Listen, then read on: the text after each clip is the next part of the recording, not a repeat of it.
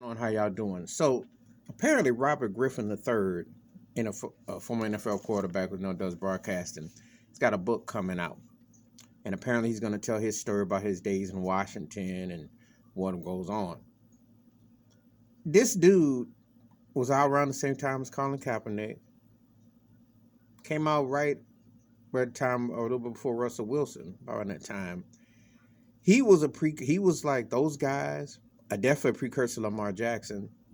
Uh, may have been thought of as the next coming of Michael Vick and could have been more lethal than Cam Newton. And I'm just sticking to black quarterbacks because that was in the last decade, that's where the NFL has gone towards more all around great talent.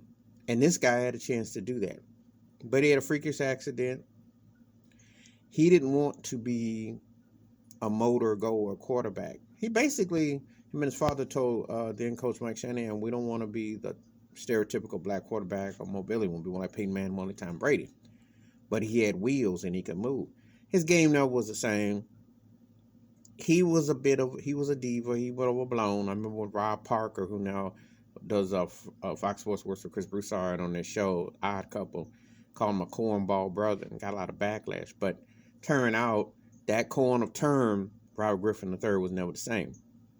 I'm not expecting a lot with his book. I mean, when he was in Baylor, and he looked like he was on to something, but then his career, he had a bad freakish accident against Seattle in the playoff game, went in his legs, and then he just changed his game, and it just never was the same. So he ended up being a backup in Baltimore, ironically, behind Lamar Jackson a year ago. But this is a woulda, coulda, shoulda story, and I'm not expecting much with the book. I mean, really, what's he going to say? What's he going to say about Daniel Snyder? When he was living high on the hog, he was living his best Carlton Banks life. So what can he really say?